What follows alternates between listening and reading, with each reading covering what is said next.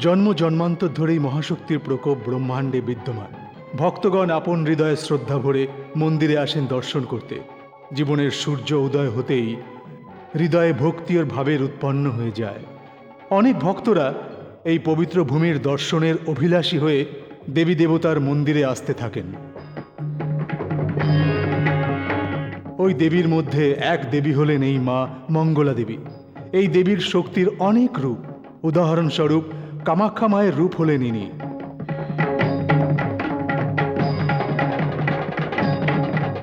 শক্তির অন্য রূপ হল মীনাক্ষী দেবী।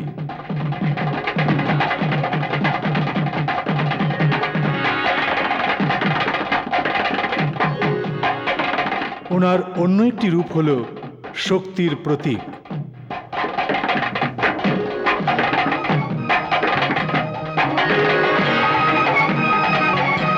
অধর্ম এবং অন্যায়ের বিনাশকারিণী মহাকালীয় শক্তির প্রতীক।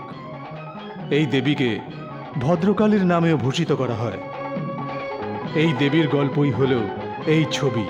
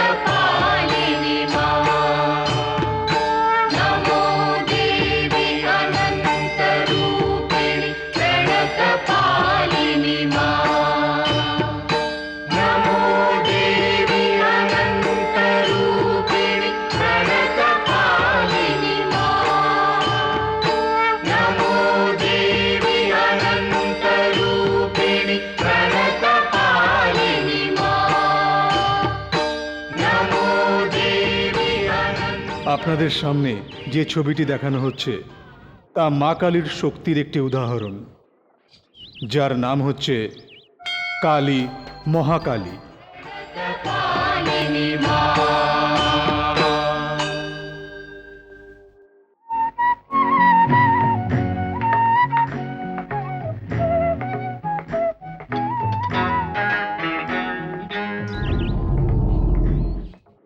মঙ্গলময়ী মা, তোমার মহিমা অপরম্পার। মঙ্গলা মা, তুমি সবার মঙ্গলকারিণী। আমার হৃদয়ের এই তৃপ্তির আনন্দ তুমিই দিয়েছ। আরে আরে আরে, এ কি করছো? তুমি এই অবস্থাতে এত দূর থেকে হেঁটে মায়ের দর্শন করার জন্য এত কষ্ট করছো? দেবীকে প্রসাদ দিতে তো আমাকেও বলতে পারতে, আমি দিয়ে দিতাম। আমি যে আজ সন্তানের মা হতে চলেছি তার সৌভাগ্য প্রদান করেছেন স্বয়ং কালী মা। মা মঙ্গলাময়ী মায়ের দয়া আর কৃপাতেই আজ আমার এই সুখ প্রাপ্ত হয়েছে। হরি দিন তো গেল, সন্ধ্যা হলো, পার করো আমারে। হরি দিন তো গেল, সন্ধ্যা হলো, পার করো আমারে। আমি দিন ভিখারি, সঙ্গে নাই মোর টাকা কড়ি। আমি দিন ভিখারি। কি দাদা, কি ব্যাপার? আজ তানসেনের মতো দীপক রাগ গাইছো যে? আরে চুপ কর, নয়তো টেনে এক থাপ্পড় মারবো। তখন তুই তানসেনকেও ভুলে যাবি। জানিস কেন গাইছিলাম? কারণ আমি বাবা হতে চলেছি। ও। দিন তো গেল, সন্ধ্যা হলো, পার বাহ। করো আমারে।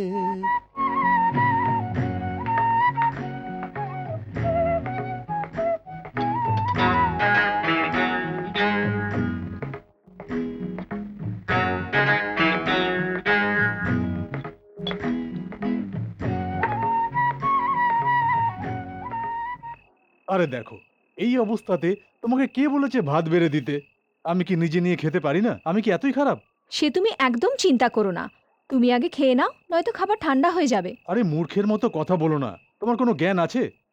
বাচ্চাদের মতো কথা আর বলো না। তুমি তো এখন আমার সন্তানের মা হতে চলেছো। এই সময় বেশি কাজকর্ম করা ঠিক নয়। তুমি বসো, আমি আজ নিজেই তোমাকে খাবার বেড়ে খাওয়াবো। তুমি বসো। কি বললে? স্বামী স্ত্রীকে খাবার বেড়ে দেবে? একটু ভাবো, লোকে আমাদের সম্বন্ধে কি বলবে? সারাদিন কাজকর্ম করে তুমি ক্লান্ত হয়ে বাড়ি এসেছো, আগে তুমি খাও। এই দেখো, আমার কথা তুমি কখনোই শোনো না। নিজের কথা দিয়ে বুঝিয়ে দাও। আমার কথা শোনো, তুমি বসে পড়ো। আরে বসো, বসো না বলছি তো। আগে তুমি খাও। দাদা, বসো। থামো বাবা থামো। যদি এভাবে কথা বলতে থাকো তো খাবার ঠান্ডা হবে না। দাদা, এসব কি হচ্ছে? তুমি যতক্ষণ না খাবে বৌদিও খাবে না। এবার চুপচাপ বসে খাবার খাও। বসো না দাদা। হুম, বউয়ের কথা তো তুমি শুনলে না, কিন্তু বোনের কথা শেষে শুনতে হলো। এই নাও, বিশেষ করে তোমার জন্য এটা আমি বানিয়েছি। হুম।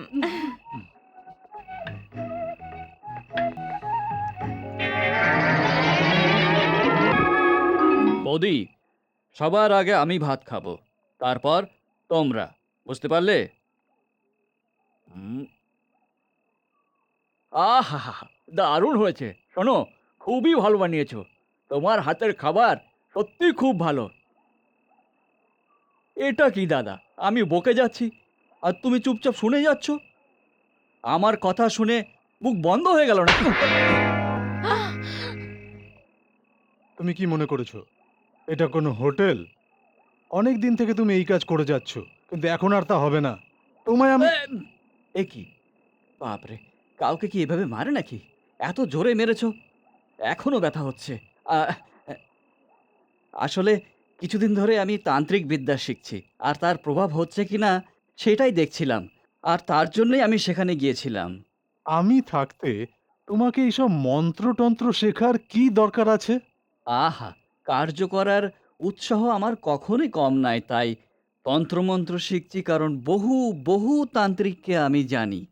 তান্ত্রিককে লোকে তো ভীষণ সম্মান করে, সেই সম্মান আমারও পাবার দরকার। আমিও তো একজন তান্ত্রিক। এসব কথা পরে বলা যাবে, এখন তোমরা বসে খেয়ে নাও। যাও, একটা থালা নিয়ে কি? এসো। আরো একটা থালা? একটা থালাই যথেষ্ট? সব সময় কি তোমরা দুজনই এক থালাতে খাবে? এদের দুজনকে কি তুমি একসাথে খেতে দেবে না? আহ, কেন দেব না? একটা শুভ সময় দেখে এদের দুজনকে বিয়ে করিয়ে দেব, নয়তো এর বিয়ে অন্য কোথাও হয়ে যাবে, তাই না? ছাড়ো না দাদা, দাদা আমার দেরি হয়ে যাচ্ছে, গঙ্গা দেবীর কাছে যেতে হবে। এই গঙ্গা দেবী আবার কে? ওই জমিদারের মেয়ে, তাকে না দেখে তো ঘুমোতেই পারে না। কি বললে? বিয়ে করার পরেও যদি ওই গঙ্গা দেবীর সাথে থাকে তাহলে আমার কি হবে?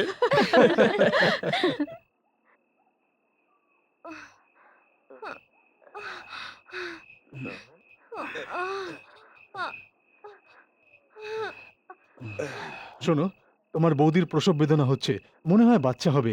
আমি দাইকে ডেকে নিয়ে আসছি, তুমি খেয়াল রেখো। হুম।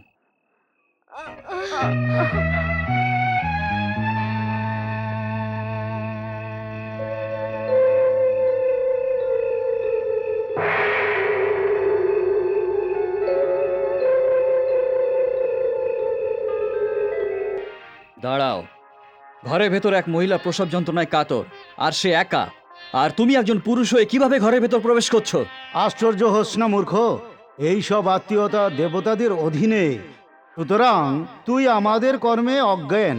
তোর জ্ঞানের জন্য এতটুকু বলা উচিত যে এই শিশুর জন্মাবার আর ভাগ্য লেখা লেখনের জন্যই আমি এখানে এসেছি। তাই নাকি মহাশয়? এই শিশুর ভাগ্যের সম্বন্ধে আমাকে কিছু বলবেন? বলুন না। অসম্ভব। শিশুর দর্শন করার পরেই আমি ওর ভাগ্য নির্ণয় করব। তাহলে ভাগ্য লেখা লেখার পর আপনি যাবার সময় আমাকে কৃপা করে বলে যাবেন, আমি অপেক্ষা করব। শোন, জীবনের ভাগ্য লেখন বিধির বিধানের উপর নির্ভর করে, বিচারের উপর কখনোই নয়। বিধির বিধান কি মানুষ কিছু নির্ণয় করে, আর সেটা কিন্তু কখনই হয় না। আমি বিধির বিধান সম্বন্ধে অনভিজ্ঞ নই।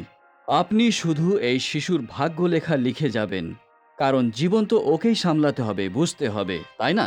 আপনি গিয়ে বিধির বিধান লিখুন। তোর বিচার পুরোটাই সত্য, কিন্তু ওই শিশুর ভাগ্য লেখাকে অজ্ঞাত থাকা সেটাও কোনো প্রকারে ধর্ম নয়। ওই শিশুর ভাগ্য লেখা লেখার পর যাওয়ার সময় আমি নিশ্চয়ই তোকে বলে যাব।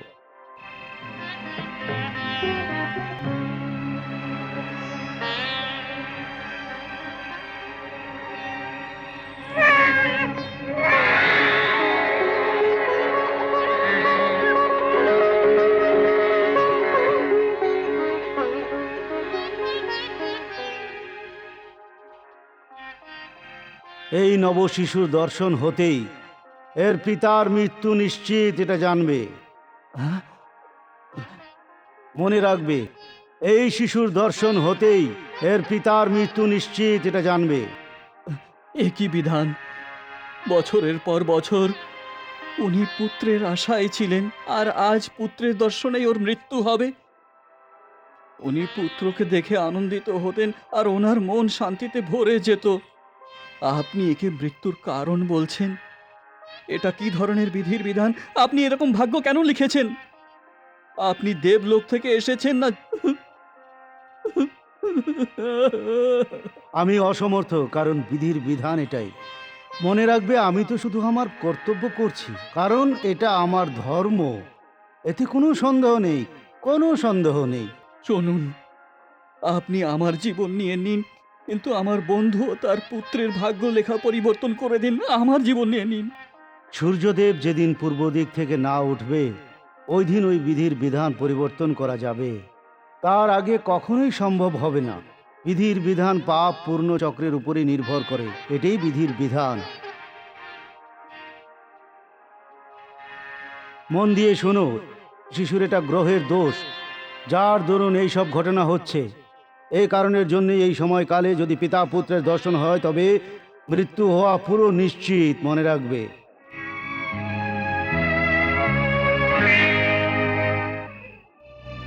বন্ধু, বাবা কাকে খুঁজছো? আমার বন্ধুকে এখানে রেখে গিয়েছিলাম, জানি না কোথায় চলে গেছে। তুমি ভেতরে যাও।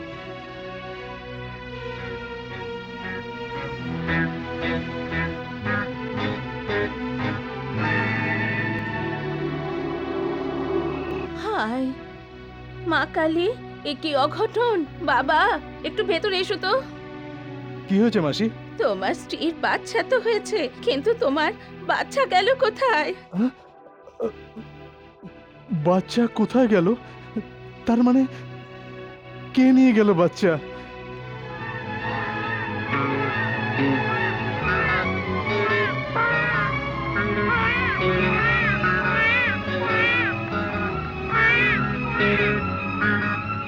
আশ্চর্যের ব্যাপার, এত রাত্রে বাচ্চাটাকে নিয়ে কোথায় যাচ্ছে?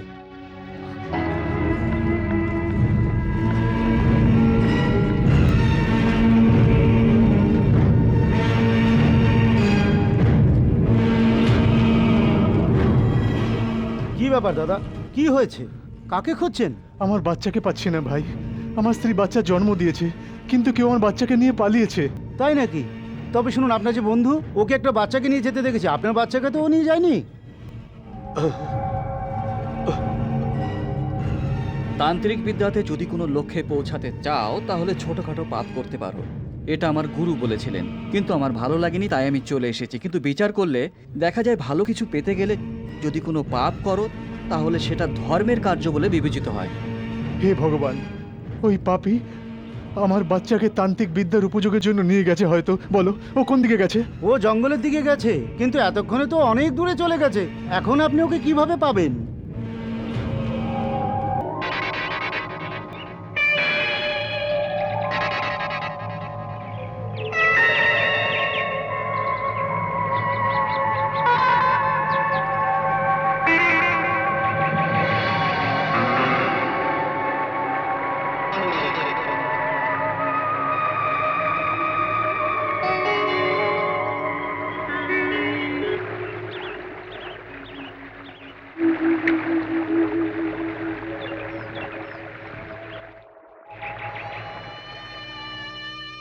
কেঁদো না বোন, এই সময় তোমার চোখ থেকে যে জল ঝরছে তা এক এক ফোঁটা রক্তের মতো। এত বছর পরে আমার সন্তান হলো, আর আমি তার মুখ পর্যন্ত দেখতে পাইনি। কাঁদবো না তো কি করবো মা? তুমি তন্ত্র মন্ত্র প্রয়োগ করার লোক ওই তান্ত্রিককে তোমরা নিজের ঘরে থাকতে দিয়েছো, ওটা তোমাদের ভুল। ও বাচ্চাকে তন্ত্রবিদ্যাতে প্রয়োগ করবে সেটা কি তোমরা জানতে না? বলো। জানতাম, কিন্তু সময়ে যে ছোট শিশু ও সাপ হয়ে যায় সেটা জানতাম না। ভেবেছিলাম অন্য শহর থেকে তন্ত্রবিদ্যা শিখে এসেছে, কিন্তু ও তো আমার সাথে বিশ্বাসঘাতকতা করেছে। শোনো, যদি আমার জন্মদাত্রী মা সত্য হয়ে থাকে তবে আমি অবশ্যই ওকে খুঁজে বার করব আর শাস্তি দেব।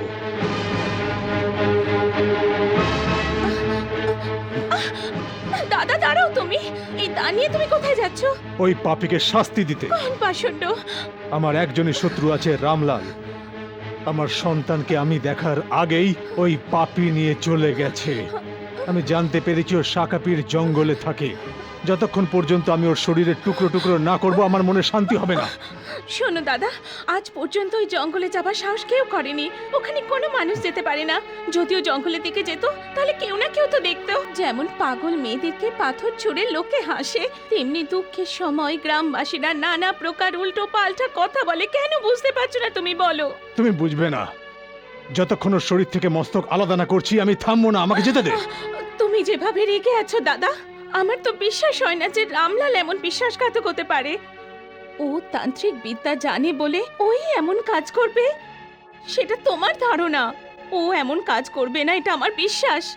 হ্যাঁ দাদা, হতে পারে ওর এমন কাজ করার পেছনে নিশ্চয়ই কোনো না কোনো কারণ আছে। আমি বলছি দাদা, একদিন তুমি অবশ্যই জানতে পারবে যে ওর কোনো দোষ নেই। সত্যি দাদা, যদি তোমার কথা সত্যি হয় তবে আমি প্রতিজ্ঞা করছি ওর গলা যে কেটে ফেলবে সে হলাম আমি। এই হাত দিয়ে। তোমার দিব্যি দাদা, এ আমার প্রতিজ্ঞা। অনেক হয়েছে, দুজনে মিলে ঝগড়া করছো। এদিকে বাচ্চাটাকে পাওয়া যাচ্ছে না, আর তোমরা দুজনে মিলে বন্ধুকে শত্রু ভাবছো। এটা ঠিক নয়। রামলাল শত্রু না মিত্র সেটা আমি ভাবছি না, কিন্তু আমার ছেলে জীবিত। যে কালীমা আমায় পুত্র বর দিয়েছিল সেই কালী মায়ের উপর আমার ভরসা আছে। মাই সব ঠিক করবেন, এটাই আমার বিশ্বাস।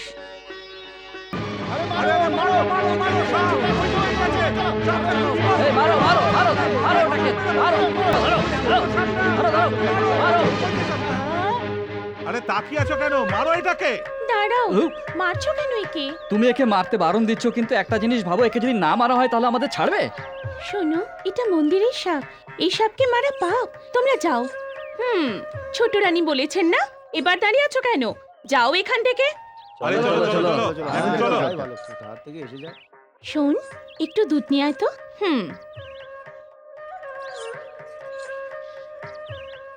মঙ্গলময়ী, কারোর উপর রাগ করো না, এই দুধ খেয়ে শান্ত হয়ে যাও।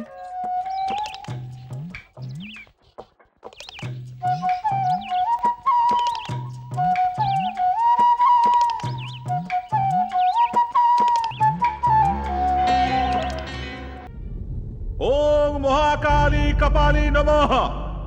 ওম চামুণ্ডেশ্বরী নমঃ। ওম শ্মশানেশ্বরী নমঃ। ওম মা কালী মুন্ডমালিনী নমঃ। ওম চামুণ্ডেশ্বরী নমঃ। ওম মুন্ডমালিনী নমঃ। ওম জলামুখী নমঃ। ওম ছিন্নমস্তা নমঃ। ওম মা কালী মহাকালী নমঃ।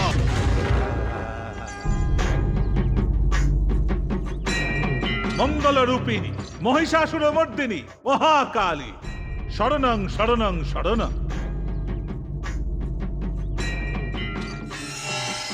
মাতা, আজ পর্যন্ত তুমি যে বর কাউকে দাওনি, ওইসব তন্ত্র মন্ত্র মায়াজালের বর দিয়ে আমাকে ধন্য করে দাও। আমি সারা জীবন তোমার গুণগান করব আর তোমার পূজা করব। বল, তোর কি বর চাই? মাতা, আমি যখন চাইবো তখনই কারোর জীবন নিতে পারবো, আর যখনই চাইবো জীবন দিতে পারবো। এমন কোন বরদান তুমি আমায় প্রদান করো কালিমা, ব্যাস এইটুকু আমার চাওয়া। কেন হাসছো মাতা? এত বরদান পাওয়ার পরও তুই এমন বরদান চাইছিস, তাই হাসছিস। কালিমা, হ্যাঁ, যে তোকে তৃষ্ণা মেটাবার জল দিয়েছে, তারই জল তুই নষ্ট করতে চাইছিস। তান্ত্রিক, বর চাইবার সীমা থাকা উচিত। পঞ্চতন্ত্র, নবগ্রহ, প্রাকৃতিক শক্তি সব শুধুমাত্র মায়েরই অধীনে আছে। যদি এই সব শক্তি তুই পাবার ইচ্ছে রাখিস তান্ত্রিক, তাহলে তোরই বিনাশ হয়ে যাবে।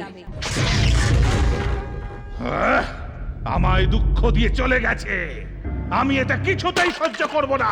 আমি সব ধ্বংস করে ছাড়বো। গুরুদেব, গুরুদেব, গুরুদেব, অমাবস্যার রাতে রুদ্রাক্ষকে কালী মাতা বর দান না করে চলে গেল। তার অর্থ কি? যে কোনো প্রকারে আমার ওই দুটো বর চাই, যে কোনো প্রকারে আমার ওই দুটো বর চাই। আমি ভীষণ মর্মাহত গুরুদেব, আমি ভীষণ মর্মাহত। তান্ত্রিক, ক্রোধিত হবে না। যে দেবী মা তোকে বরদান প্রদান করতে অসম্মতি করেছে, ওই দেবী মাকে প্রসন্ন করার একটা উপায় আছে। হ্যাঁ, বলুন গুরুদেব। কোন কালী মায়ের উপাসকের সন্তানকে এনে যদি তুই কালী মায়ের পূজায় বলি দিস, তবে মা অবশ্যই বর প্রদান করবে আর তোর ইচ্ছে পূর্ণ হয়ে যাবে। চিন্তা না করে যেমন আমি বললাম, ঠিক তেমনি একটি নারীকে তাড়াতাড়ি খোঁজ করে আর ওকে চরিত্রহীনের দোষ দিয়ে ওকে বল ওর গর্ভের সন্তান ওর স্বামীর নয়, আর সেই সন্তানকে বলি দে। যথা আজ্ঞা গুরুদেব। হ্যাঁ, হ্যাঁ।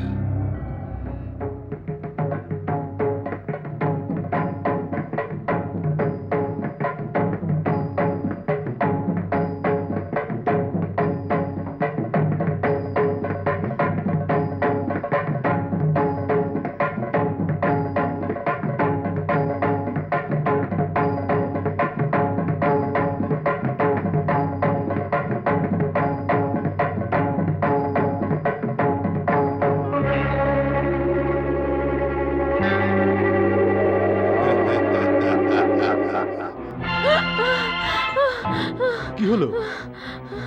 খারাপ স্বপ্ন দেখেছো? বলো, কেন চিৎকার করে উঠলে? হ্যাঁ, কেউ দেখছে আমাকে, কেউ চুপি চুপি দেখছে আমাকে। কি যাতা বলছো? স্বপ্ন দেখছিলে? সব দরজা জানলা বন্ধ, তোমায় কে দেখবে?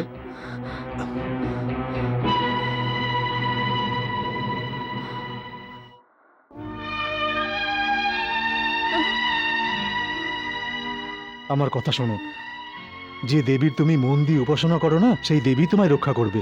না, এবার শুয়ে পড়ো।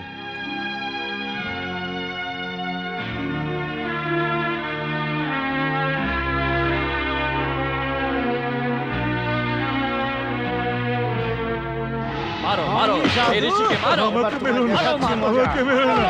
আমি একজন পূর্ণ সাধু। মারো, মারো, তোমরা মারছো কেন? মারবে না। আমাকে মেরো না। আরে দাঁড়াও দাঁড়াও দাঁড়াও। মারো। শোনো, একে তো বৃদ্ধ, তার উপর সন্ন্যাসী, একে কেন মারছো? জ্ঞান দিতে এসছো নাকি? এবার তোমার দেখাচ্ছি, এখনই দাঁড়াও। মজা দেখাচ্ছে এটাকে হ্যাঁ, মারো। মারো।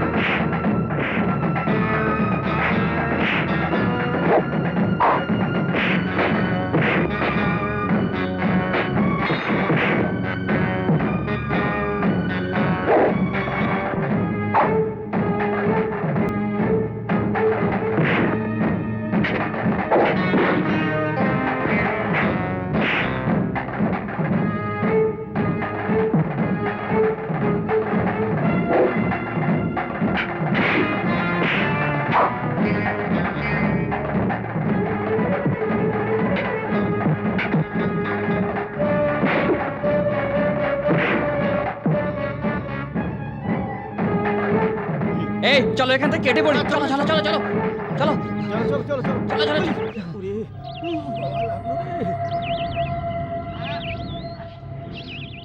বৎস, হ্যাঁ বলুন। এই নাগদেবীকে গঙ্গার জলে স্নান করাবার জন্য আমি কাশী যাচ্ছিলাম। এরা কোথা থেকে এসে আমাকে নির্মমভাবে আক্রমণ করলো। তুমি আমায় রক্ষা করলে, বেঁচে থাকো। দেখুন, আপনার মতো সাধু লোকের সাথে সাক্ষাৎ হওয়া ভাগ্যের ব্যাপার। যদি আপনি আমার বাড়িতে এসে ভোজন গ্রহণ করেন তবে আমার সন্তুষ্টি হবে। অন্তর থেকে বলছো? না করতে পারবো না। চলো। আসুন। হ্যাঁ গো, শুনছো? রাস্তায় একজন সন্ন্যাসীর সঙ্গে পরিচয় হয়, ওনাকে বাড়িতে এনেছি ভোজনের জন্য। উনি বাইরেই আছেন। উনি বাইরে কেন? ভেতরে নিয়ে এসো। ঠিক আছে মহারাজ, আপনি ভেতরে আসুন। আসুন না।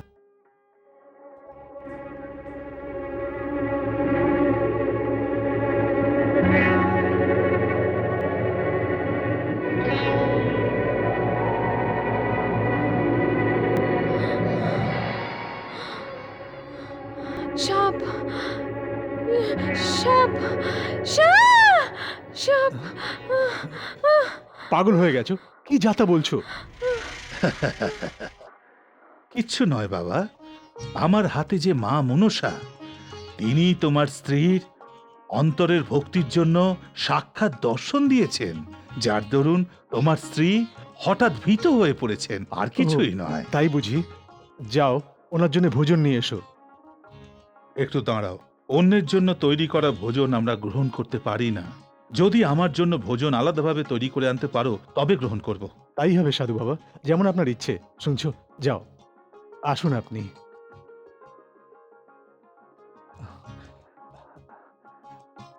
এখানে বসুন।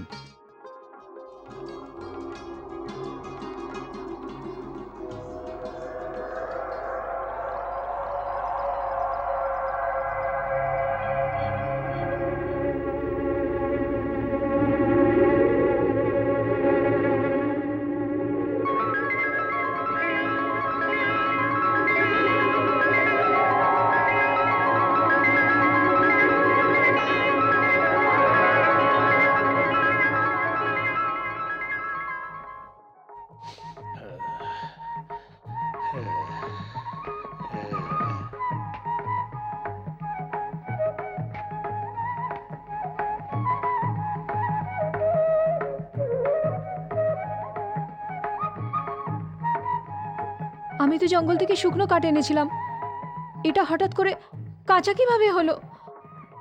কালিমা, এই কাঠ দিয়ে আমি কিভাবে রান্না করব? শুনছো? তুমি কি করছো? তাড়াতাড়ি করো। এক্ষুনি আসছি।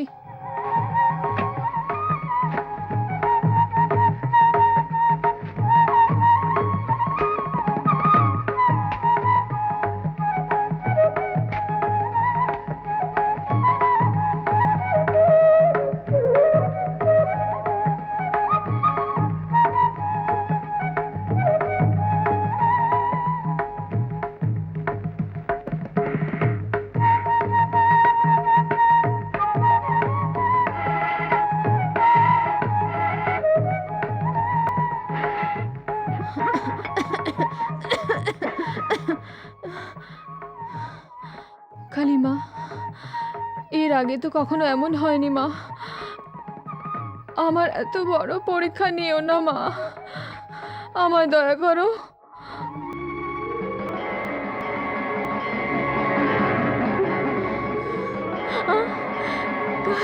কালিমা,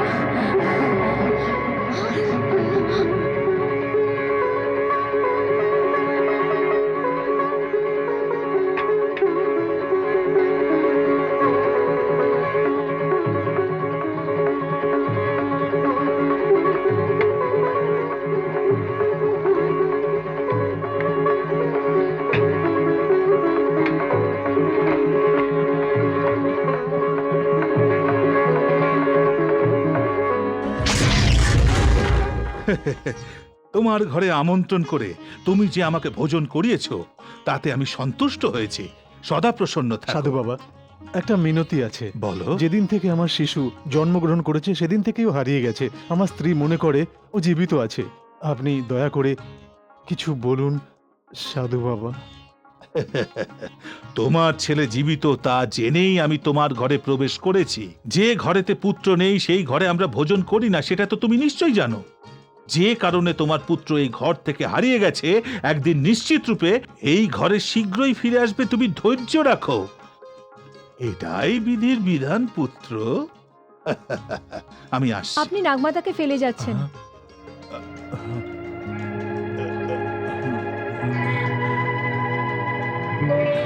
সদা সুখে থাকো। হঠাৎ করে আমার মনে উল্টোপাল্টা ভাবনা আসছে। তুমি আমার এই ভাবনাকে দূরে সরিয়ে রাখো। খারাপ চিন্তা থেকে তুমি আমায় মুক্তি দেবে মা।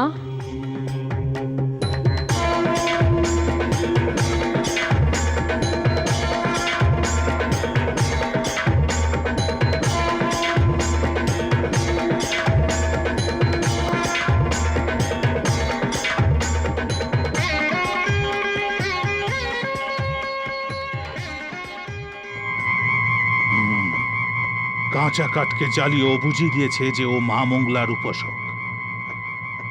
এবার অন্য আর একটা পরীক্ষা করতেই হবে।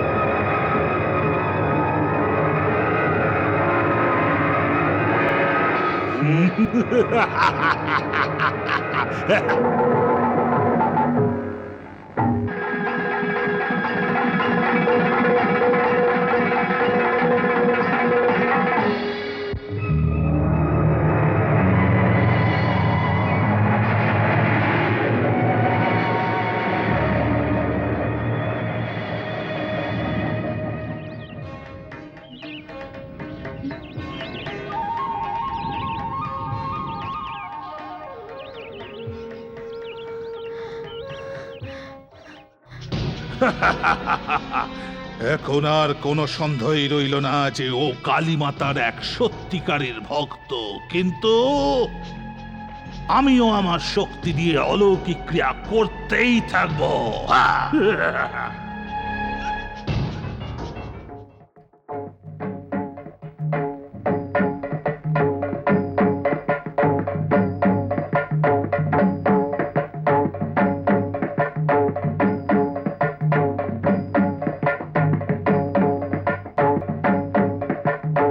এই মহাকালী উপাসকের গর্ভে ধারণ করা পুত্র এখন কোথায় আছে আমাকে দেখাও।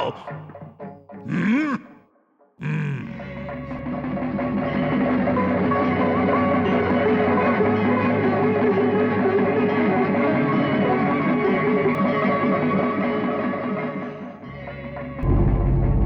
হ্যাঁ? গুরুদেব, গুরুদেব, এ কি অশোভন! যে শিশুকে আমি মা কালীর কাছে বলি দেবার জন্য চেষ্টা করছি, সেই শিশুকে মা কালী দেখছি রক্ষা করছে। এখন আমি কি করব? আমি তো কিছুই বুঝতে পারছি না।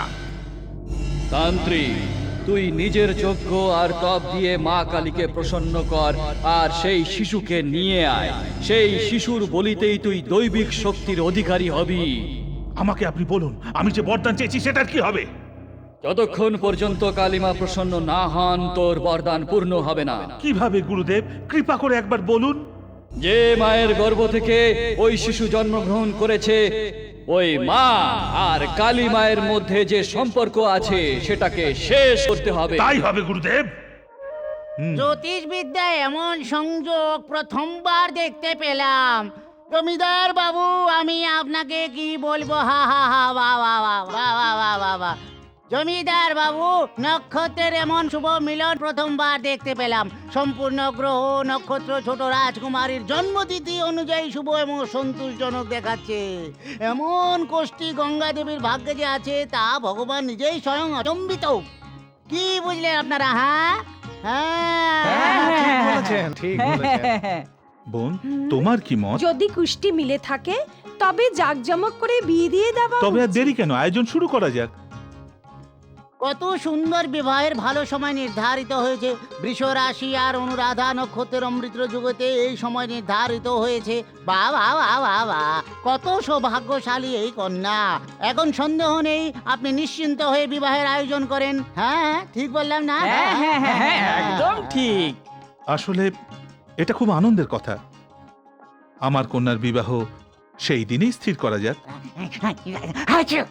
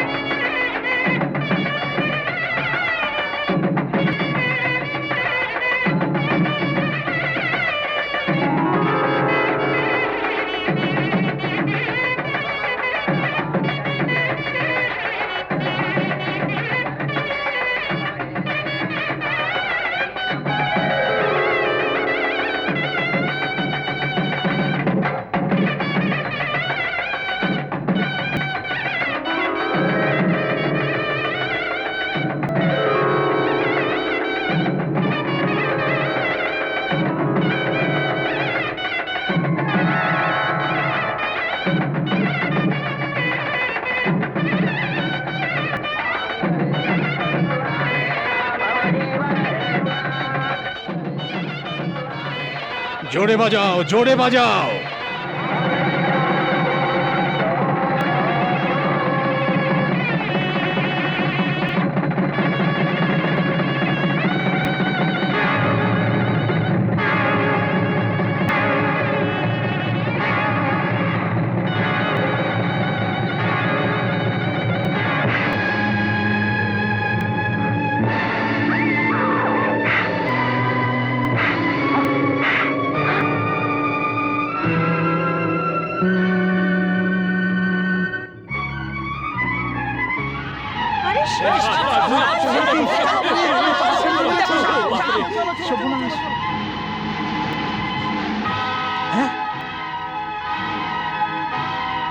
হে ভগবান, এই সাপ তো মন্দিরের নাগ দেবতা।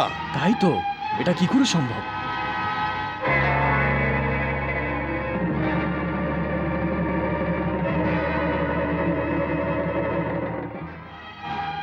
কলিযুগেতে ভগবানও অন্ধ হয়ে গেছে। মন্দিরের সাপ তো শুভ হয়, কিন্তু মন্দিরের সাপে বিবাহ মণ্ডপে এসে আমার সিঁদুর ছিনিয়ে নেবে আমি কখনো ভাবিনি। এমন নিষ্ঠুর অন্যায় আমার ওপর কেন করলো? জীবনের শুভ দিনে আমার এমন সর্বনাশ করলো। ও কালী মঙ্গলময়ী, না করে শত্রু।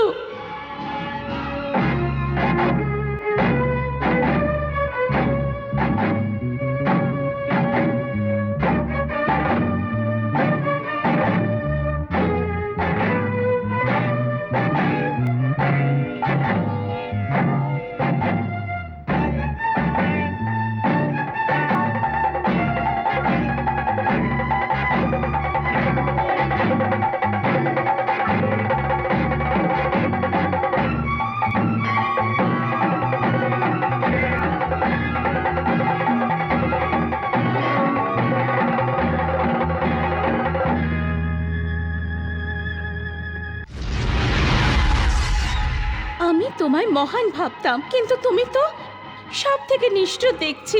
তুমি এটা ঠিক করনি, এটা খুব অনর্থের কথা। মন্দিরে এলে মঙ্গল হয়, ভক্তজন সেটাই জানি, কিন্তু তুমি তো সর্পরূপ ধারণ করে আমার স্বামীর জীবন নিয়ে নিলে। এটা তোমার অন্তিম সর্বনাশ। প্রতিজ্ঞা করছি, যতদিন জীবিত আছি তুমি এই মন্দির থেকে কখনো বাইরে যেতে পারবে না।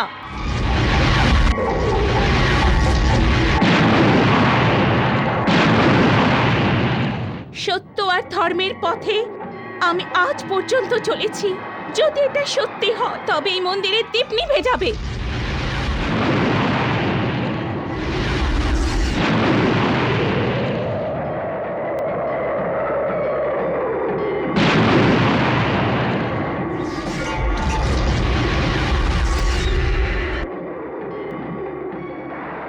আজ অব্দি মন্দিরের দ্বার খোলা ছিল, কিন্তু এখন তা বন্ধ থাকবে।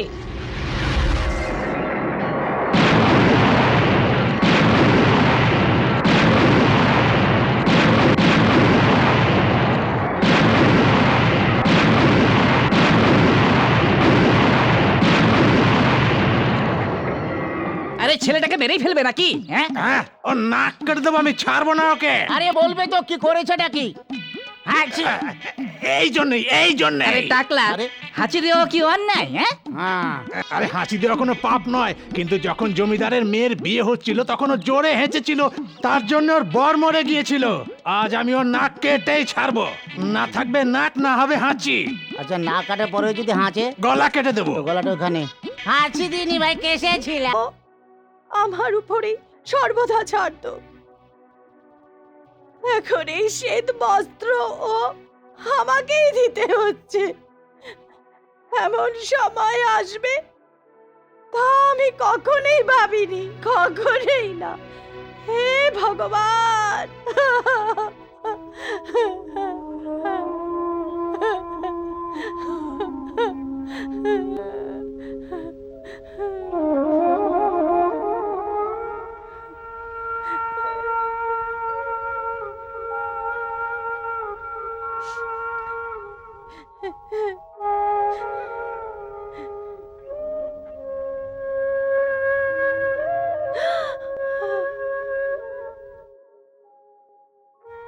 কেন সাদা কাপড় পরবো?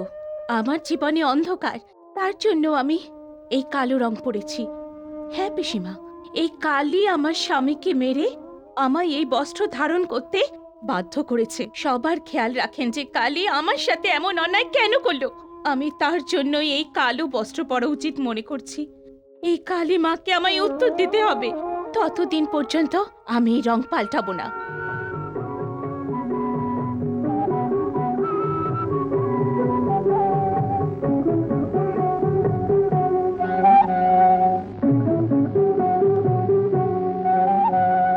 এই মন আজ মোহ মায়া জাল ছিন্ন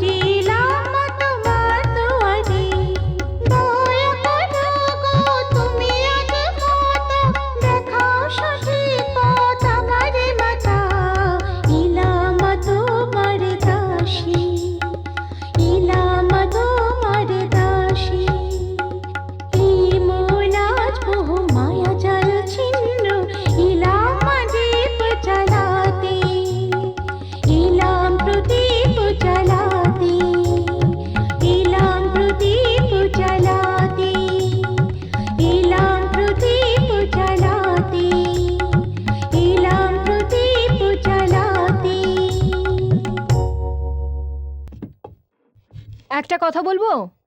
কি? আজ আমি হাটেতে লক্ষ্মীকে দেখেছি। ও তো এমনভাবে কাঁদছিল, আমি কি বলবো। কেন কাঁদছিল? ওর ভাই জমিদারের কাছে জমিতে কাজ করে। ও তোমার বোনের সাথে বিয়ে করতে চায়। তোমাকে জিজ্ঞেস করতে বলেছিল। বোনের বিয়ের ব্যাপারে আমিও ভাবছি। ওই পাষণ্ড রামলালের সাথে ওর বিয়ে দেবার ইচ্ছে ছিল, কিন্তু ওই পাপী তো আমার স্বপ্নটাই ভেঙে দিল। এখন ওই পাপীর সাথে আমার বোনের বিয়ে হোক, সেটা আমি চাই না।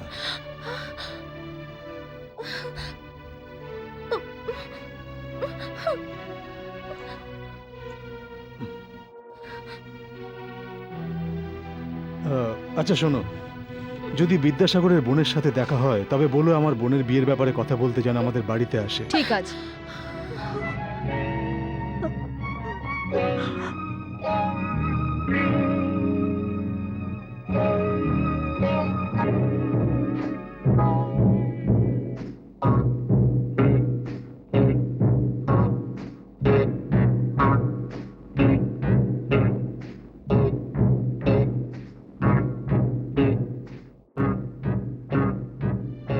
শোনো বোন, ও বোন, শোনো বোন, তোমার ননদ, কি ব্যাপার? তোমার ননদ জঙ্গলে দেখে যাচ্ছে হাতে দা নিয়ে। আমি ওকে দেখেছি যেতে। তাড়াতাড়ি গিয়ে ওকে থামাও, আমার ভীষণ ভয় করছে।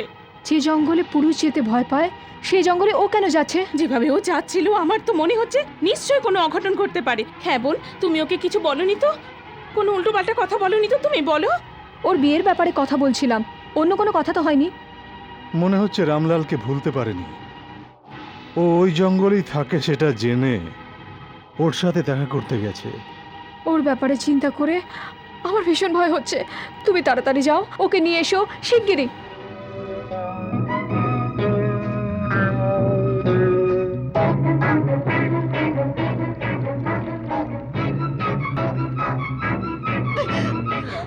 ছেড়ে দে আমার হাত।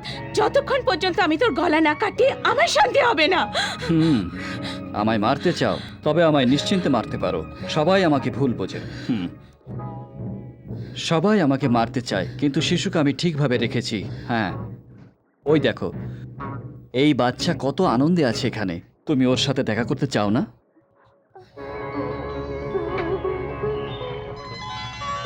ভেঙে ফেলেছি, ভেঙে ফেলেছি। ওকে, তোমার দাদার বৌদির, যার জন্য ওরা অপেক্ষা করছে। এই ছেলেকে আমি কেন উঠিয়ে এনেছি তার কারণটা তুমি জানতে চাও না? কারণ আছে।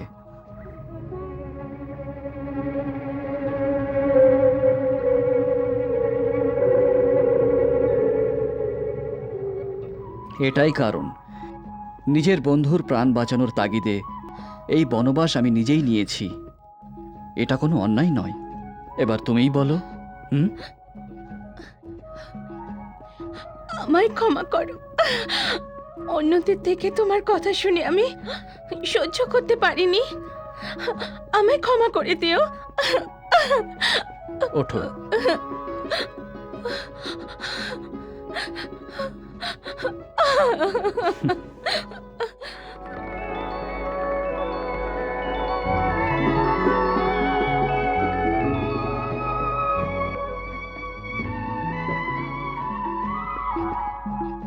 গ্রাম এসে গেছে। আমার কর্তব্য ছিল তোমাকে গ্রামের সীমানায় পৌঁছে দেওয়ার। আমি পৌঁছে দিয়েছি। বাচ্চার ব্যাপারে আমি সব কথা তোমায় বলে দিয়েছি।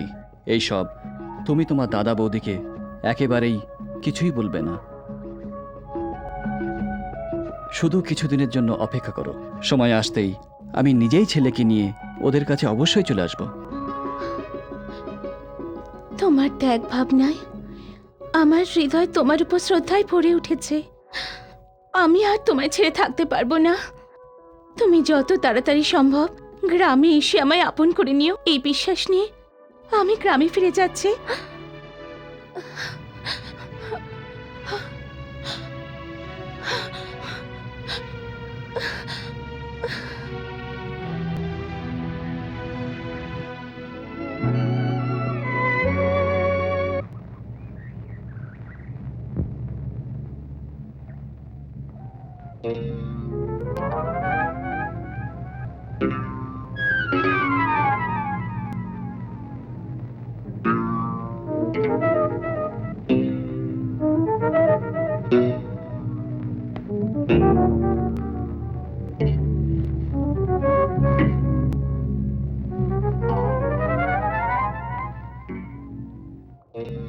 এতদিন ধরে আমি তোকেই খুঁজছিলাম।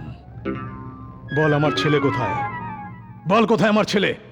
এই বলবি কি না বল?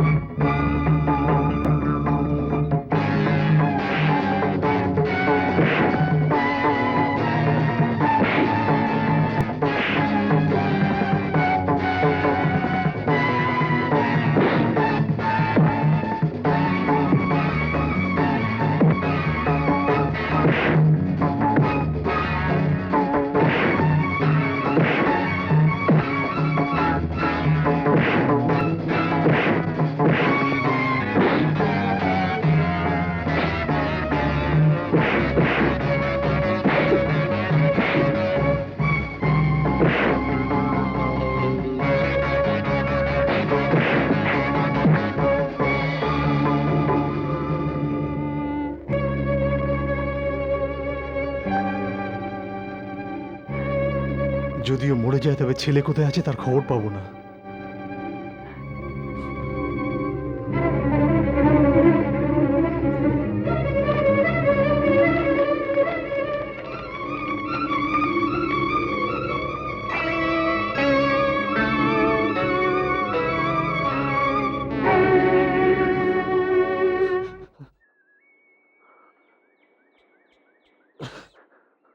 বাবা, তোমায় কে মেরেছে আমায় বলো, আমি ওকে মেরে ফেলবো। এখানে এসো। তোমার যাতে কোনো কষ্ট না হয় তার জন্য আমি ফিরে এসেছি। কি বলছো তুমি? শোনো, এবার তোমার বোঝার সময় এসে গেছে। তুমি কি ভালো মন্দ বোঝো না? বাচ্চা নাকি? যে জঙ্গলে পুরুষ যেতে ভয় পায়, ওই জঙ্গলে তুমি একা চলে গেছো। তোমার এত সাহস! ওই তান্ত্রিক বন্ধুরূপে আমাদের শত্রু হলো, তাও তুমি ওই শত্রুর জন্য নিজের ভাইকে অপমান করার মানে কি? ও কি তোমার উপর কোনো জাদু করেছে? মাঝরাতে ও যেমন করে আমার শিশুকে নিয়ে গেছে, সেই রকম তোমাকে নেবার জন্য ও কি কোনো ষড়যন্ত্র করছে? অনেক হয়েছে বৌদি। ওর বিরুদ্ধে যদি আর কোনো কথা বলে তবে আমি আমার প্রাণ ত্যাগ করব। সত্য আর ত্যাগের জীবন্ত মূর্তিও। তুমি জানো না বৌদি, তোমার স্বামী যাতে কিছু না হয় আর তোমার শীতে সিঁদুর যাতে বজায় থাকে, সেই কারণে ওইখান থেকে তোমার ছেলেকে নিয়ে চলে গেছে বৌদি। যা তুমি ভাবছো তেমন কোনো কাজ রামলাল করেনি। কি বলছো তুমি? হ্যাঁ বৌদি, ওর সাথে দেখা করার পরই আমি সবকিছু জানতে পারি। আরো বলছি, তোমার ছেলে ওর কাছে নিরাপদে আর আনন্দে আছে বৌদি। কি বললে? আমার ছেলে, আমার ছেলেকে তুমি দেখেছো? আমার ছেলে কেমন আছে? বলো বলো আমায়, তাড়াতাড়ি বলো না কেমন আছে আমার ছেলে। কুগ্রহে জন্মানো এই বাচ্চাকে যদি দাদা দেখে নিত তবে ওনার মৃত্যু নিশ্চিত সেটা জেনেই ও বাচ্চাকে নিয়ে জঙ্গলের দিকে চলে যায় বৌদি। এছাড়া আর কোনো কারণ ছিল না। এবার বলো বৌদি, ও কি শত্রু খুনিও?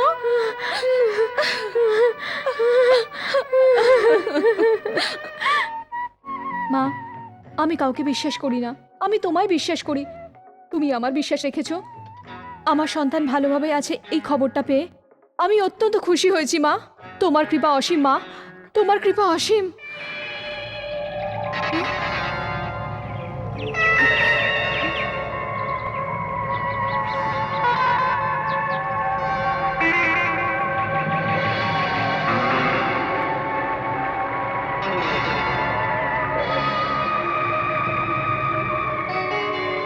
মূর্খ নারী, কিসের জন্য এতদিন ধরে নিজের সময় নষ্ট করেছিলি? আমার কথা শোন আর তোর পুত্রকে আমায় সমর্পণ কর।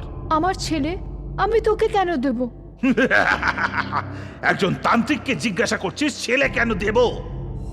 পাপি, তার মানে আমার ছেলেকে? হ্যাঁ, এর জন্য একজন সাধারণ লোক যে শক্তি পায় না সেটা আমি পেয়েছি। তোর ছেলে মোক্ষ লাভ করবে। দেব না, দেব না, কোনো অবস্থাতেই আমি আমার ছেলেকে দেব না। তার মানে এই যে তোর স্বামীর মৃত্যু নিশ্চিত আর তুই বিধবা হবি হবি, তার জন্য তুই তৈরি থাকিস। তবে দেখ, যে অস্ত্র দিয়ে আমি তোর স্বামীকে হত্যা করব সেটা এই।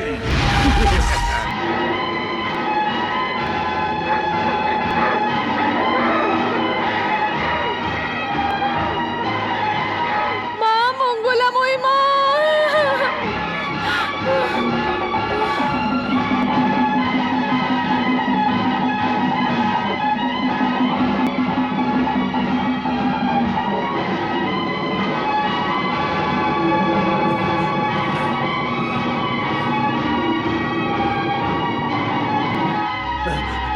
গুরুদেব! তান্ত্রিক, কি? তন্ত্র মন্ত্রে যন্ত্র এত সহজ নয় মূর্খ। তুই যদি লক্ষ্য প্রাপ্তি করার ইচ্ছে রাখিস তবে এই রকম কষ্ট তো স্বাভাবিক, যেটা তোর কাছে আসতেই থাকবে। ওই কষ্টের সাথে সংঘর্ষ করে বিজয় প্রাপ্ত করাই তোর জন্য একমাত্র উচিত। সময়ের গতিকে জান। গুরুদেব, ওই নারীর সংসারে এমন সংকট তৈরি কর যাতে ওই নারীর বিশ্বাস কালী মাতার উপর থেকে শেষ হয়ে যায়, আর কালী মাতা ক্রোধিত হলে তুই ওর পুত্রকে পেয়ে যাবি। তাই করব গুরুদেব। ওই কালীমাতার ভক্তের স্বামীকে আমি এমন কষ্ট দিয়ে মারবো, এবার আমি আমার ভেলকি দেখিয়েই ছাড়বো।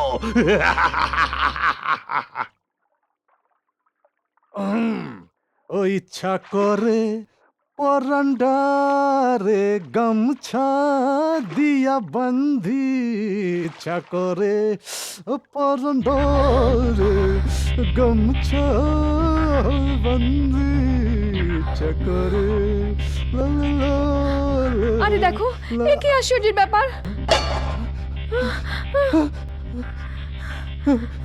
হে মা মঙ্গলাময়ী!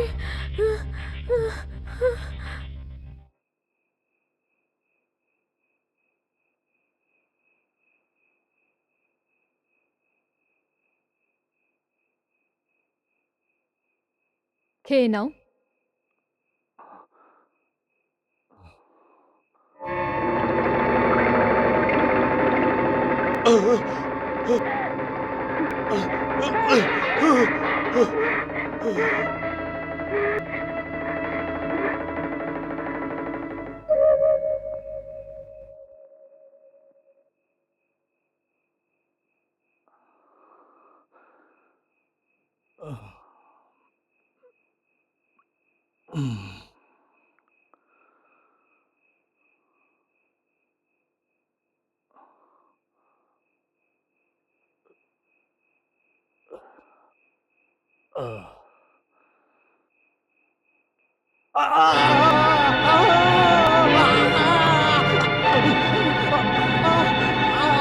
কি হয়েছে? কি হয়েছে?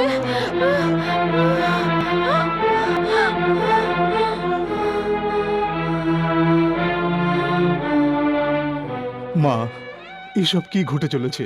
মনে হচ্ছে কোনো অশুভ শক্তির প্রভাবে এমন ঘটনা ঘটছে আমার সাথে। আমি কি এমন পাপ করেছি যার কারণে তুমি আমাকে এমন শাস্তি দিচ্ছ? শোনো, সকাল থেকে তুমি কিচ্ছু খাওনি, এবার এই দুধটা খেয়ে নাও।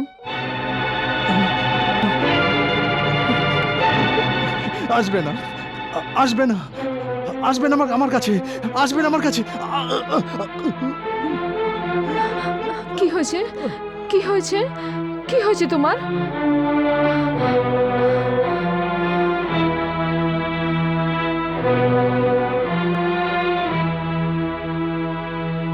আমি হাত জোর করছি, আমার স্বামীকে কিছু করবেন না, আমার স্বামীকে ছেড়ে দিন। মূর্খ নারী, যদি তুই পতিব্রতা সতী হয়ে থাকতে চাস তবে তো শিশুকে ত্যাগ করতে হবে। আমি কোনো তাড়াহুড়ো করছি না, চিন্তা ভাবনা করে উত্তর দিবি, তা না হলে অনর্থ হয়ে যাবে। কি ভাবছিস? আমি ঠিক বলছি, দৈবিক শক্তির কাছে তোর তান্ত্রিক শক্তি কিছুই করতে পারবে না। আমার কালিমা আমার ছেলে আর আমার স্বামীকে নিশ্চিত জীবিত রাখবেন। তোর যা ইচ্ছে তুই তাই কর। এই মূর্খ নারী, যদি যদি আমি তোর স্বামীকে তোর থেকে আলাদা না করি তবে আমি আমার সব তন্ত্রমন্ত্র ছেড়ে দেবো। জেনে রাখ, বিজয় আমারই হবে।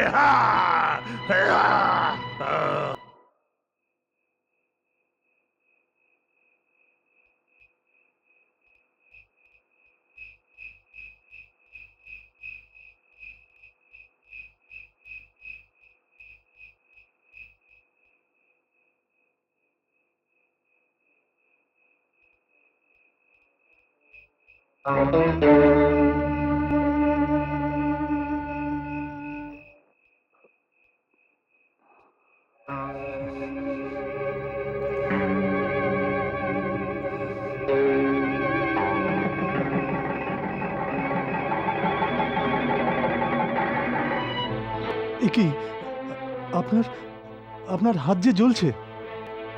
তুমি এর চিন্তা করবে না, প্রথমে এই আলো জ্বালিয়ে দাও।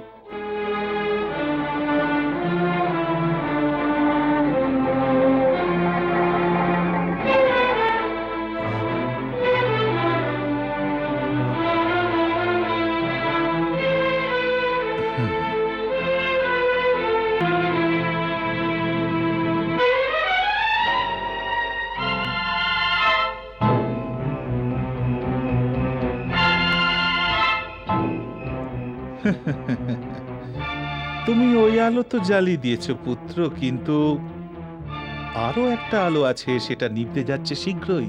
সেটা হলো তোমার জীবন। এ কি বলছেন সাধু বাবা? হ্যাঁ পুত্র, এটা তোমার জন্য এক অন্তিম পরীক্ষা হবে। তাই বুঝি বাবা? এ কেমন জীবন বুঝতে পারছি না, ঠিকভাবে ঘুমোতে পারছি না, ঠিকভাবে খেতেও পারছি না। আমাকে যে পাপ ভুগতে হচ্ছে সেটা অগণিত সাধু বাবা। যদি তুমি এই পাপ থেকে মুক্তি পেতে চাও তবে তোমার পুত্রের সঙ্গে সর্বদা থাকতে হবে। এটা কি করে সম্ভব হবে সাধু বাবা? আমার ছেলে তো আমার সাথে। সাধু বাবা, আমার ছেলে কোথায় আছে আপনি জানেন? তোমার ছেলে কোথায় আছে সেটা বলার আমার প্রয়োজন নেই, কারণ তোমার ছেলে কোথায় আছে সেটা তোমার স্ত্রী জানেন। হ্যাঁ?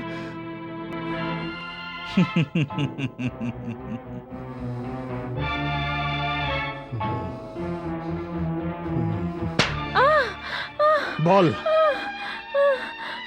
কেন তুই জেনে আমায় বলিসনি যে কোথায় আছে আমার ছেলে? বল বল বল বল বল, নয়তো বলবো না। তোমার কেউ ভুল বলেছে।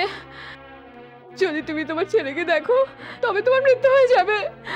খারাপ সময় শেষ হবার পরে ছেলে আবার ঘরে ফিরে আসবে। খারাপ সময় আমার নয়, তোর হয়েছে। অচেনা লোকেদের কথায় বিশ্বাস করে আমার সব কথা লুকিয়েছিস তুই। আমি তোকে ছাড়বো না। বল কোথায়? মারো, মেরে ফেলো আমায়। আমার জীবনের থেকে আমার স্বামীর জীবনের দাম অনেক বেশি। সন্তানের ব্যাপারে কিছু জিজ্ঞেস করো না। বলবো না, আমি কিচ্ছু বলবো না। ভেবেছিলাম আমার বন্ধুই আমার সব থেকে বড় শত্রু, কিন্তু দেখতে পাচ্ছি তুই আমার বন্ধুর থেকেও বড় শত্রু। আমার ছেলেকে খুঁজে বার করা আর আমার জীবন রক্ষা করা আমি খুব ভালোভাবেই জানি। বুঝতে পারলি? শোনো,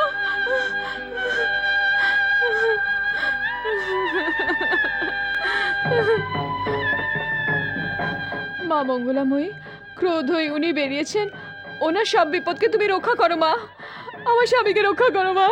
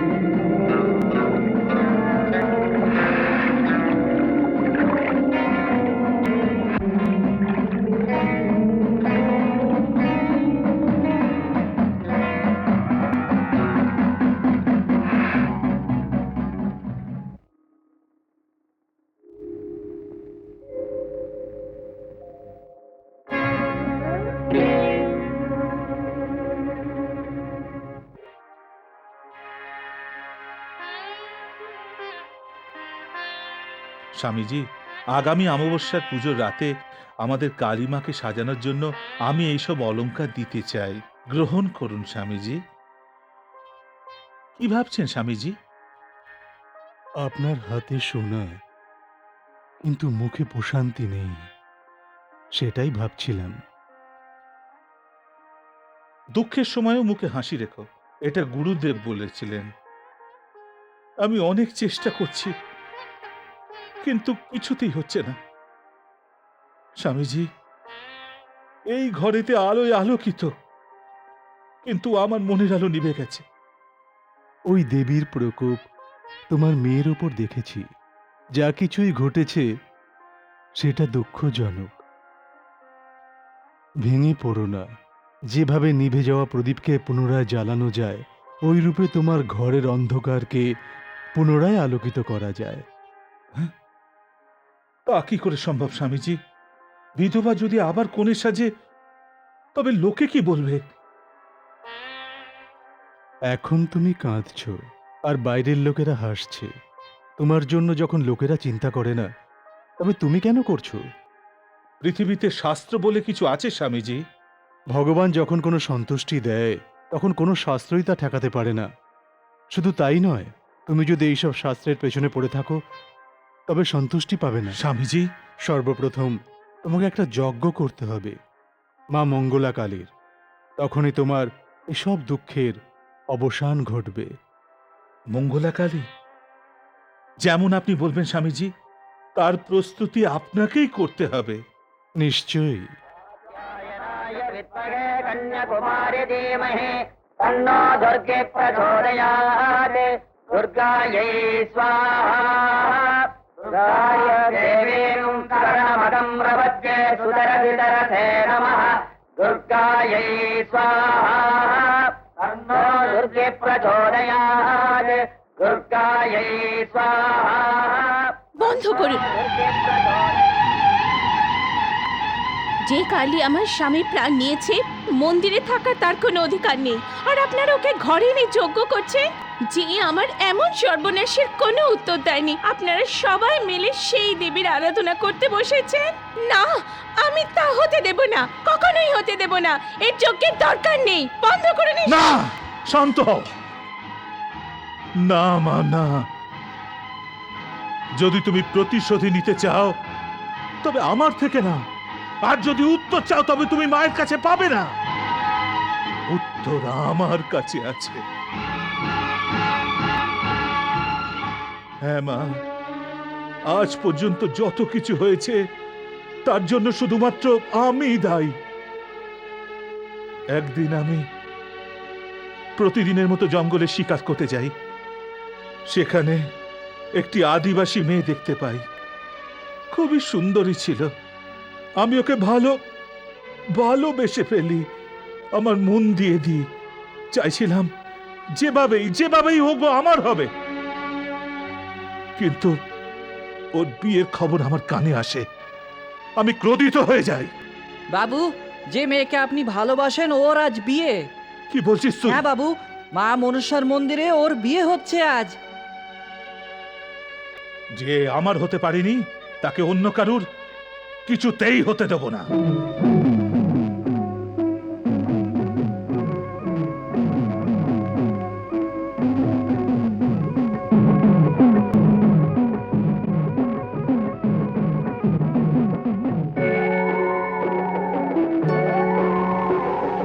বাতাসে আজ মধুর মায়া, আকাশে ছায় প্রেমের ছায়া। এলেও গনে দেবতারাও গাইছে মিলন গান। বাতাসে আজ মধুর মায়া, আকাশে ছায় প্রেমের ছায়া। এলো গনে দেবতারাও গাইছে মিলন গান। দেবী মা, মহাদেবী মা, আজ দাও আমাদের মা তোমার আশীর্বাদ। দেবী মা, মহাদেবী মা, আজ দাও আমাদের মা তোমার আশীর্বাদ।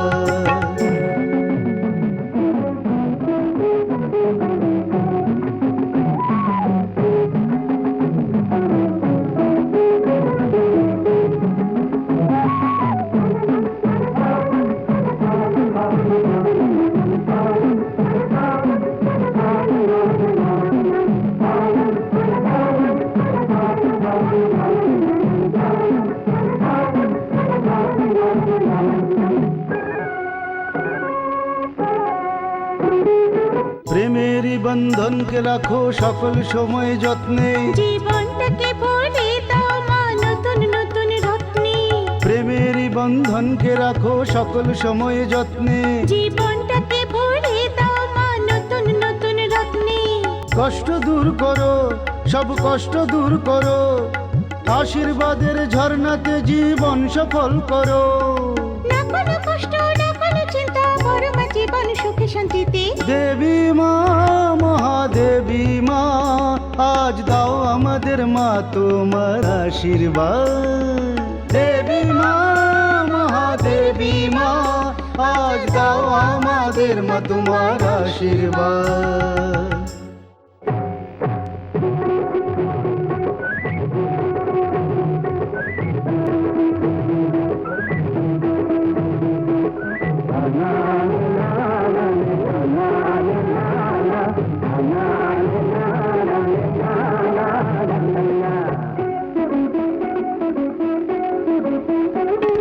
সকাল সাজে মনে আমার হলো যে ইচ্ছা মা, হোক না সে যে কোনো ঋতু থাকে তোমার কৃপা মা। সকাল সাজে মনে আমার হলো যে ইচ্ছা মা, হোক না সে যে কোনো ঋতু থাকে তোমার কৃপা মা।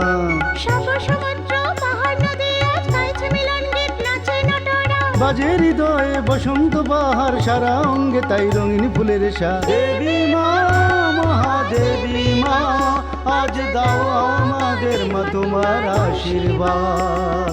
দেবী মা, মহাদেবী মা, দেবী মা, মহাদেবী মা।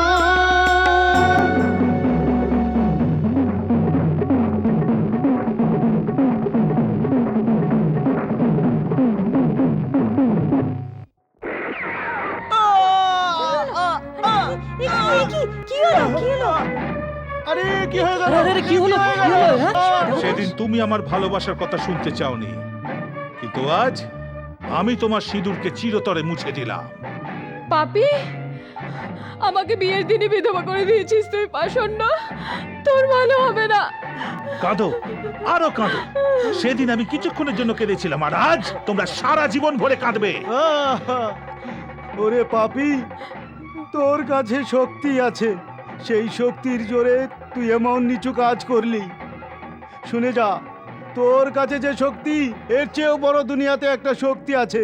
জমিদার, ওই মা মনসা দেবীর শক্তির উপর আমি তোকে শাপ দিচ্ছি, যেভাবে তুই আমার মেয়েকে বিয়ের দিনে বিধবা করলি, আর আমি আজ ওর দুঃখে দুঃখিত, তেমনি ভাবে তোর মেয়ে ও বিয়ের দিনেই বিধবা হয়ে যাবে। এই মা মনসা অবশ্যই তোকে দণ্ড দেবে। সেদিন তো আমি মনে মনে হেসেছিলাম, কিন্তু আজ আমার মন কান্নায় ভেঙে যাচ্ছে। আমারই কর্মফলে আজ আমারই ঘরে আমার মেয়েকে ভুগতে হবে, তা আমি কখনোই ভাবিনি, কখনোই না, কখনোই ভাবিনি। আমি আজ সত্যি অনুতপ্ত। জানি মা, আমারই কর্মফলে তোমাকে কেন ভুগতে হচ্ছে এটাই তুমি ভাবছো, তাই না? শ্রবণের অন্ধ বাবা মা দশরথকে বলেছিলেন যে তুমি তোমার ছেলের জন্য আমার মতো কাঁদবে। যখন এত বড় মহারাজের সঙ্গে এত কিছু হতে পারে, তবে আমি তো একজন ক্ষুদ্র মানুষ, খুবই ক্ষুদ্র। দেবী মা যে আমায় সাজা দিয়েছেন সেটা অনেক কম, অনেক কম। গঙ্গা, বিচারক কোনো দণ্ড দেবার আগে পুরো পরিস্থিতির উপর বিচার করে দেখেন। আর হ্যাঁ, কোনো বিচারক কোনো নির্দোষকে শাস্তি দেবার আগে পুরোপুরি বিচার করে নেন।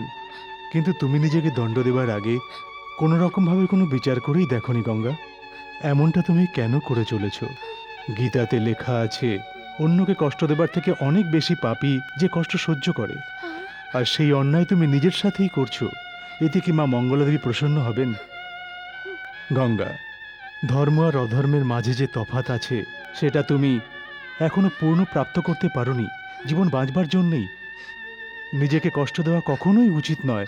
সম্পূর্ণ ব্রহ্মাণ্ড গতিমান, তবে তুমি তোমার জীবনকে কেন স্থির রেখেছো? আজ পর্যন্ত এই মন্দিরের দরজা খোলা ছিল, কিন্তু এখন বন্ধ হয়ে যাবে। না না, আমি আমার প্রাণ দিয়ে ওই মন্দিরের দরজা খুলে দেব।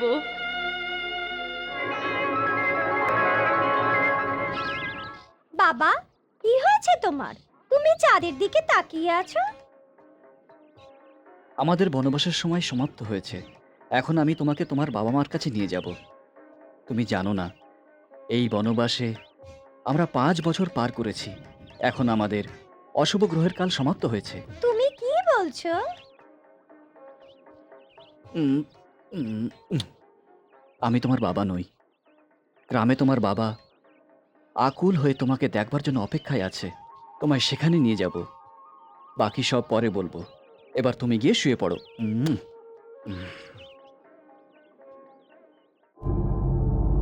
তান্ত্রিক, ওই বালকের রক্তেই মা কালী প্রসন্ন হতে পারে। যা, মা কালীর সামনে ওই বালককে বলি দে আর নিজের লক্ষ্য প্রাপ্তি কর। যা মূর্খ, যা।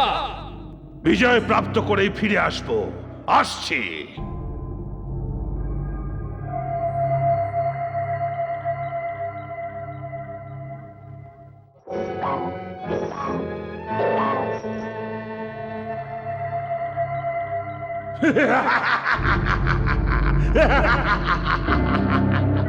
তবে শোন, নিজের তন্ত্রবিদ্যায় অত গর্বিত হোস না।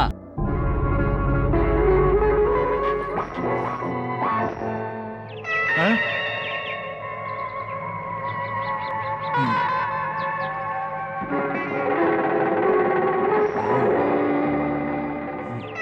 দাঁড়াও।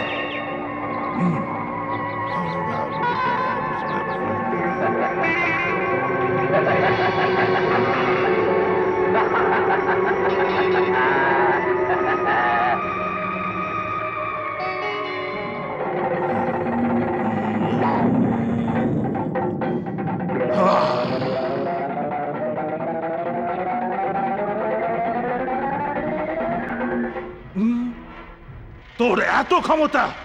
তাহলে এবার দেখ।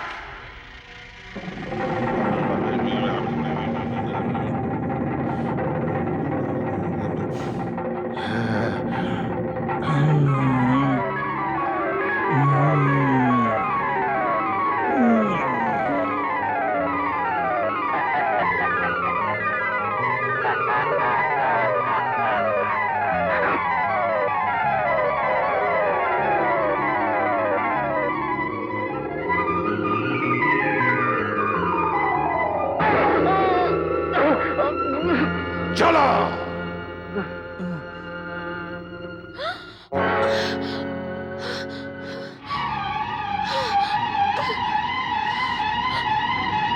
দাদা, কি হয়েছে বোন? দাদা, খারাপ খবর।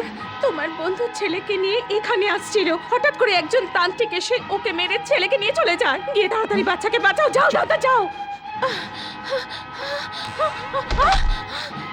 আরে শুনছো? দরজা খোলো, খোলো। দরজা খোলো। আরে আমাকে ছেলেকে বাঁচাতে হবে, গিয়ে দরজা খোলো বলছি। শোনো, দরজা খোলো। আমি হাত জোড় করছি, তুমি ওখানে যাবে না। ওর মন্ত্র শক্তির কাছে সবাই পরাজিত হয়ে চলে আসে। ওর দুষ্ট শক্তি থেকে আমার ছেলেকে শুধু মা মঙ্গলাই বাঁচাতে পারে, কালী মাই বাঁচাতে পারে। মন্ত্রদীপ প্রাণপ্রদীপ আজ আমি জ্বালাবো, এবার ধন্য করো বলে জীবন তোমার চলবে তলে ঘুমা। তোমার চরণে অর্ঘ দিলাম ফুলমালা আর ফল হে মাতা, ভক্তি শক্তির উৎস আলতা দেখাও মাতা। জাগো দেবী মা, জাগো দেবী মা, ক্ষমা করো মা গো সকল ভুল করেছি যা।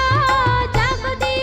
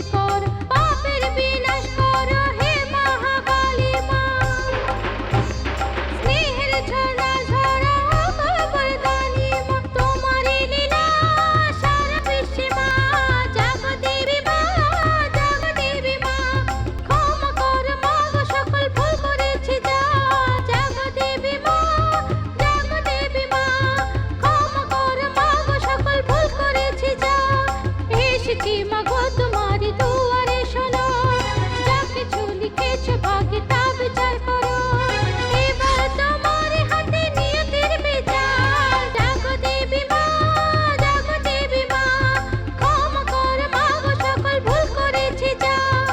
আমিও মা তুমিও মা জানো তা সবই মাতা, মানা হলে এই ভুবনে সবকিছুই হতো বৃথা। তাই হৃদয় চরণে তোমার সর্বদাই শরণে তোমার। জাগো দেবী মা, জাগো দেবী মা, জাগো দেবী মা, জাগো দেবী মা, জাগো দেবী মা। দাঁড়া,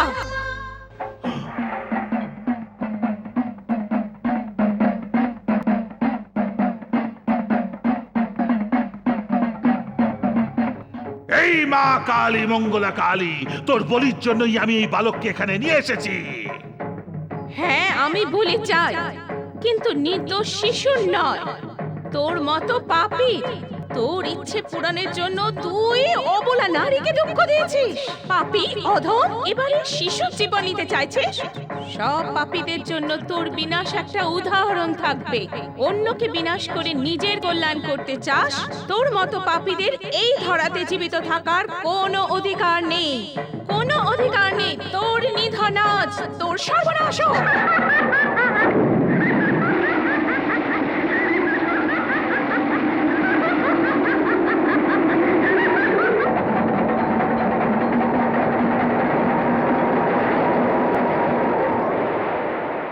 অশুভ গ্রহের 5 বছর পর্যন্ত আমাদের ছেলে আমাদের কাছ থেকে দূরে ছিল। ওই সময় আমরা কত দুঃখী ছিলাম। ভগবানের উপর ভরসা রাখো। ভগবানের উপর ভরসা করলে যে কোনো অশুভ গ্রহ কিছু করতে পারে না। কালী মঙ্গলা দেবী আমার সব দুঃখ দূর করেছেন। জাগো দেবী মা,